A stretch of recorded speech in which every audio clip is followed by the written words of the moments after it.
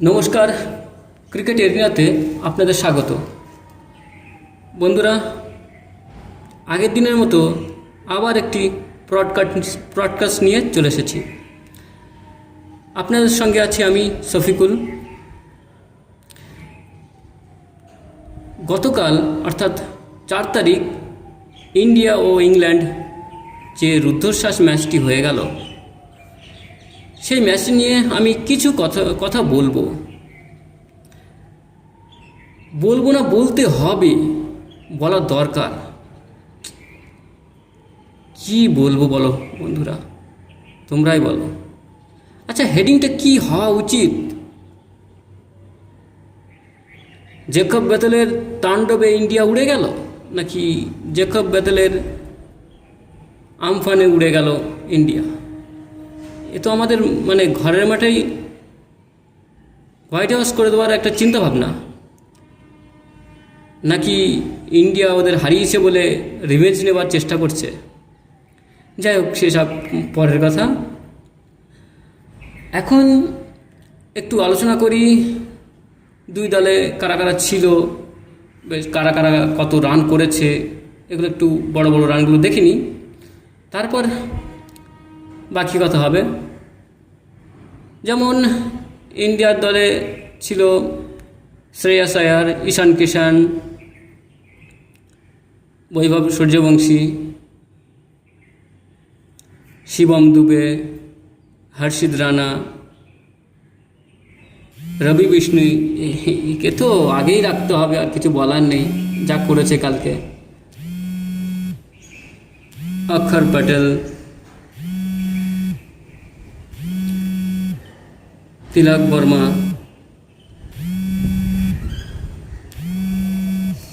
অপরদিকে ইংল্যান্ডের হয়ে খেলেছে জস বাটলার, ক্লিফ Salt, Jacob Bethell, Will Jacks,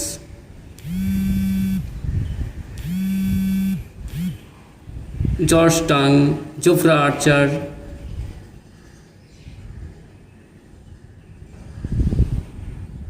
উইব লসন।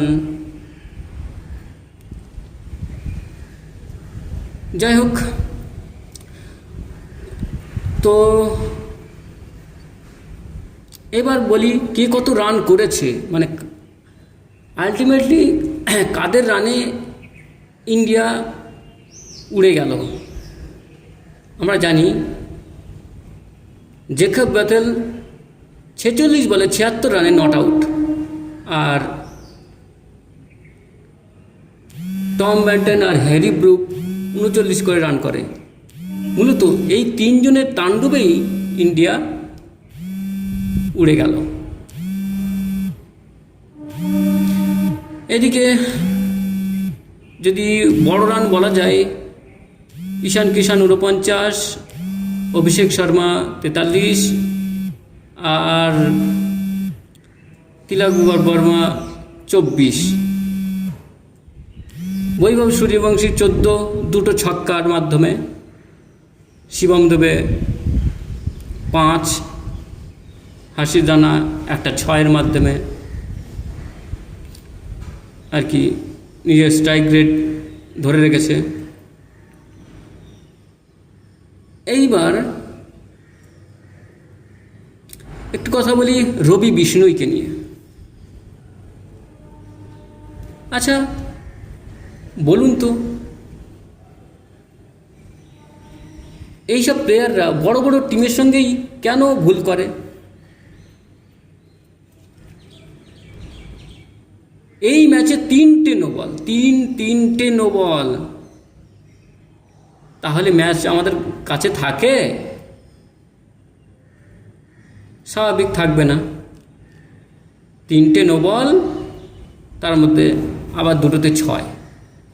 Jacob বেথেলকে ছাড়ে না। ওই একটা কথা আছে না, ক্যাচ মিস তো ম্যাচ মিস, এবং সেক্ষেত্রে কালকের ম্যাচে তাই হয়েছে। নো বল তো খাও 6, 1 ওভারে 29। মূলত ওই 29 রানটাই ইংল্যান্ডের পক্ষে ম্যাচ নিয়ে চলে গেছে। ওখানেই ইন্ডিয়ার হাত থেকে ম্যাচ বেরিয়ে গেছে। এবার আমার ব্যক্তিগত মতামত যদি আপনারা জানতে চান, তাহলে আমি বলবো ইন্ডিয়ার অন্তত 10 থেকে 20 রান কম হয়ে গেছে। 10 থেকে 20 রান কম হয়ে গেছে। দেখুন, লাস্ট 2 ওভার ভালো রান উঠেছে, 40-এর উপরে রান উঠেছে, সেটাতে কোনো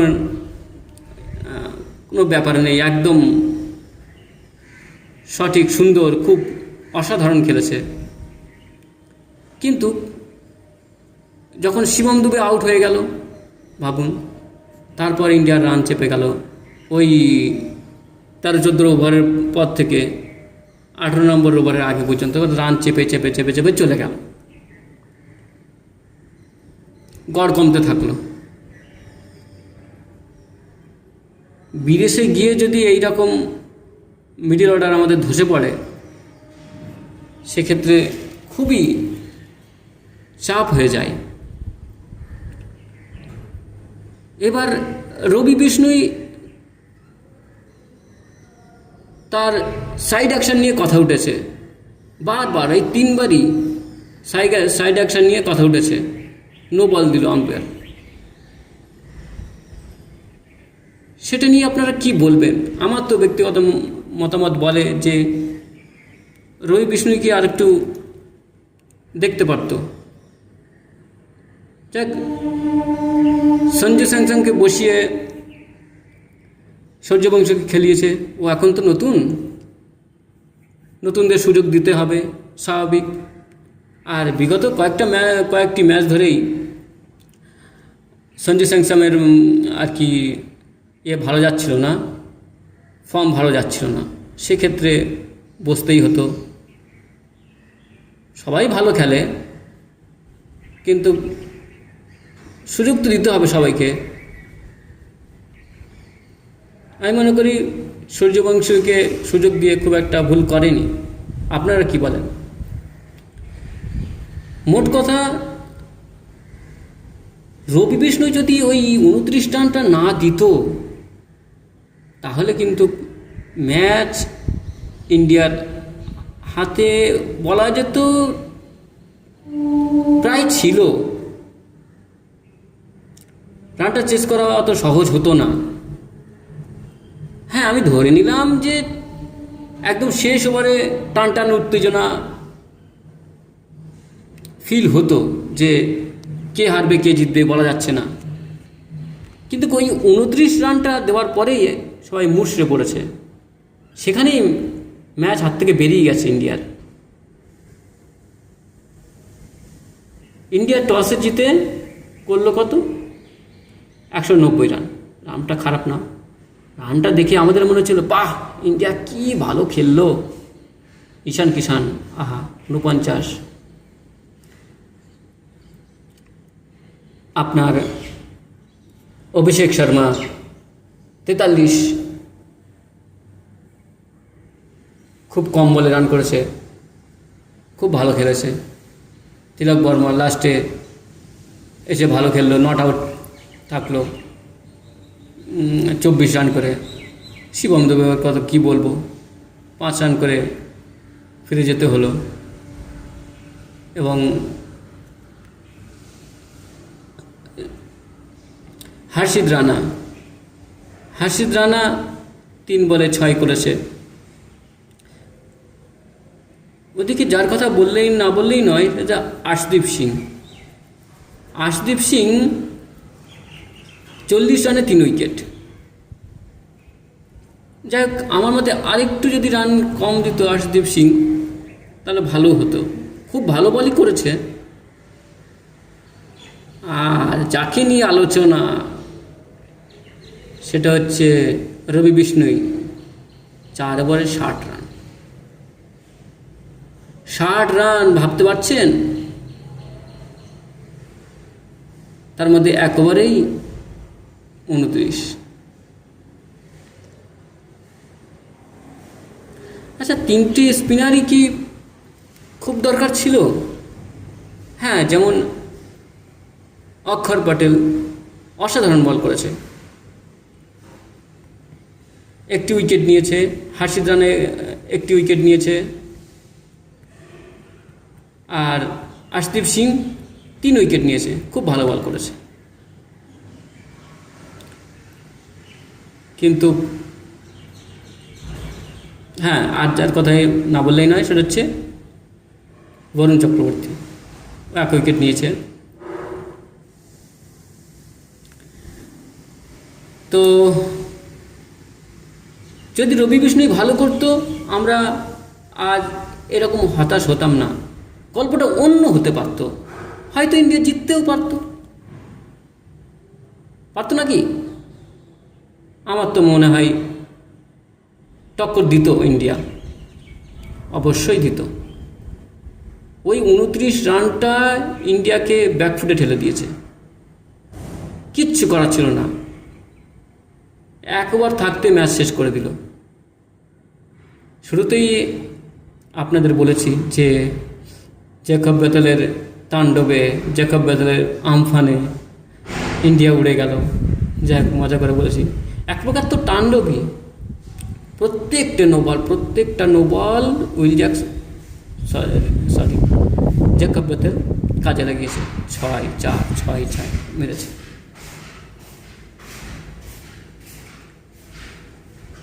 আর এই টম ব্যান্টন, যাদের কথা না বললেই নয়, Tom Banton, Harry Brook, Jacob Bethell,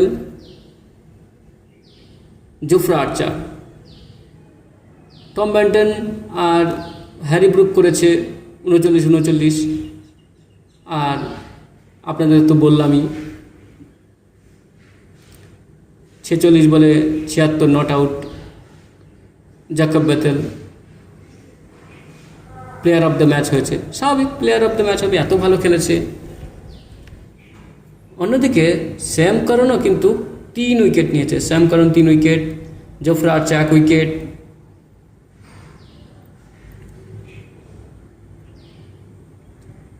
George tongue এসব উইকেট পেয়েছে। তো মূলত স্যাম করন খেলাটা ঘুরিয়ে দিয়েছে। দেখুন, বিগত কয়েকটা ম্যাচ ধরে কিন্তু স্যাম করন ভালো খেলছে, শুধু কয়েকটা ম্যাচ না, আমরা মানে দেখেছি বিভিন্ন সময় ভালো পারফর্ম করে থাকে স্যাম করন। যখন ছিল চেন্নাই খুব ভালো পারফর্ম করতো, এটা সত্যি কথা, পারফর্ম করতে ভালো। আর এখানেও সেই নিজের দেশের হয়ে খুব ভালো করলো, 3 উইকেট নিল। হ্যাঁ, অবশ্য খুব বেশি রান করতে পারেনি, 7 রান করেছে, কিন্তু যে 3 উইকেট নিল, গুরুত্বপূর্ণ উইকেট তুলে নিল, যেটি আমাদের বোলাররা করতে পারেনি। করার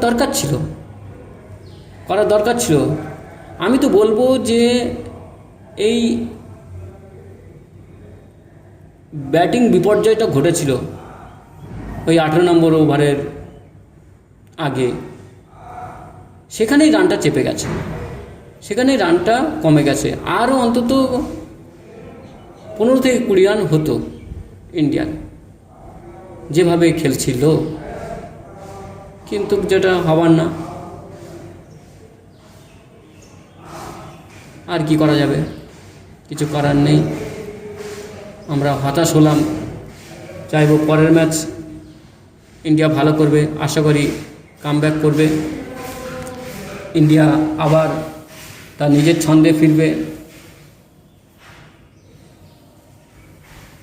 এবার আসি একটু টম ব্যান্টনের কথা বলি। টম ব্যান্টন কিন্তু স্পিন খুব ভালো খেলে, খুব ভালো। ভারতের যদি ভারতের সঙ্গে যদি যেসব খেলাগুলো হয়েছে সেসব পরিসংখ্যান দেখেন, তাহলে কিন্তু স্ট্রাইক রেট ভালো। এই টম ব্যান্টন কিন্তু দীর্ঘদিন ধরে বাইরে ছিল, মাঠের বাইরে ছিল, ফিরেই কিন্তু নিজের চেনা ছন্দে ফিরে এসেছে। চেনা ছন্দে ফিরেছে, আর ফেরাটাও স্বাভাবিক, তাকে তো কামব্যাক করতেই হতো। যেমন সাকিব মাহমুদ দীর্ঘদিন বাইরে থাকার পর ফিরেছে, 3 উইকেটে নিয়েছিল আগের ম্যাচে, কিন্তু তাকে বাদ চলে যেতে হলো। জোফরা আর্চার 1টি উইকেট নিয়েছে, কিন্তু ওই জোফরা আর্চার কিন্তু কিছুটা অলরাউন্ডারের ভূমিকাও পালন করেছে আর পালন করে। জোফরা আর্চার গতি আছে, বাম্পস আছে, কিন্তু সাকিব মাহমুদও ভালো বল করেছিল প্রথম ম্যাচে, জানি না কেন বসানো হলো। আমি যদি সেই তুলনায় দেখি তাহলে তো জোফরা আর্চার সেকেন্ড ম্যাচে খুব একটা ভালো করতে পারেনি বলে হাতে, যদিও একটা উইকেট পেয়েছে, কিন্তু সেই দেখলে রানও পড়েছে, তার 40-এর উপর রান পড়েছে। কিন্তু এই যে স্যাম কারন 33 রানে 3 উইকেট, খুব ভালো বল করেছে। আমাদের যেমন আশদীপ সিং আর অক্ষর প্যাটেল তো 20 রান দিয়ে 1 উইকেট, জবাব নেই। আপনারাই বলুন, রবি বিষ্ণুইকে খেলানোর খুব দরকার ছিল?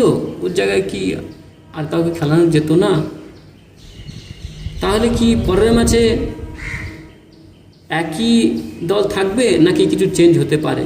কাকে খেলাতে পারে আপনারা জানাবেন কমেন্টে। কাকে খেলানো উচিত বলবেন।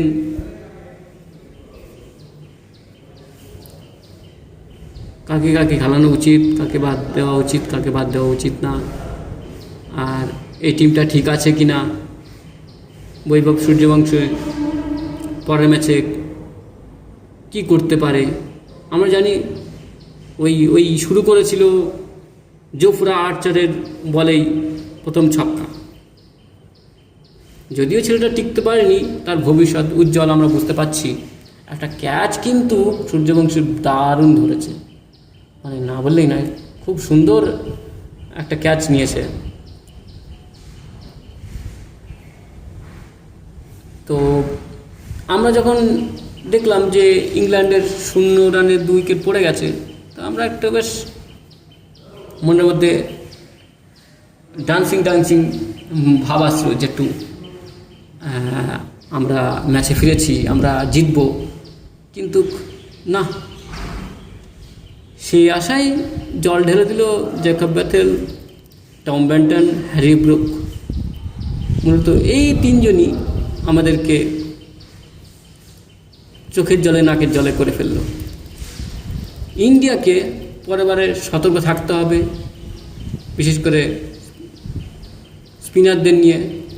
আর কিছু বলার নেই, বাকি 2 জন তো ভালো বল করেছেই, রবি বিষ্ণুই শুধু একটু গন্ডগোল করে ফেললো। এইখানেই আমার কথা, যে রবি বিষ্ণুইকে খেলানো কি উচিত হয়েছে? যাই হোক, আমরা সমালোচনা করি, যখন ভালো করে তখন বলে খুব ভালো করেছে, যখন খারাপ খেলে তখন বলি যে খুব খারাপ খেলছে, বাদ দেওয়া উচিত একে, এসব বলে থাকি সেরকমই। কিন্তু আমার যেটা বলার বিষয়, একই ম্যাচে 3টে নো, আবার সাইড অ্যাকশন নিয়ে প্রশ্ন উঠছে। এগুলোকে কি বলবো? ইন্ডিয়া কি ভাববে না? টিম ম্যানেজমেন্ট কি ভাববে না? কোচ কি ভাববে না? টিম ম্যানেজমেন্ট, কোচ, ক্যাপ্টেন এরা যদি না ভাববে কি? তার অ্যাকশনটা ঠিক করা হোক, তার পাশে আসুক। আমার তো মনে হয় পরের ম্যাচে রবি বিষ্ণুইকে বাদ চলে যেতে হবে, তার সাইড অ্যাকশন নিয়ে প্রশ্ন উঠছে। তো সেই ক্ষেত্রে আমার মনে হয় অন্য কেউ আসবে, দেখা যাক কি হয় পরের ম্যাচে। আশা রাখবো যে ইন্ডিয়া পরের ম্যাচে বেশ 220 রান করবে, একটা বড় রান করে ইংল্যান্ডকে হারাবে। আমার ধারণা ছিল যে ইন্ডিয়া অন্তত 200টা পার করবে, 200টা পার করলে তাহলে ওদের খুবই চাপ হতো, সেটা তো করতে পারিনি। লাস্টের দিকে রান তুলতে পারিনি, উইকেট পড়ে গেল। তাই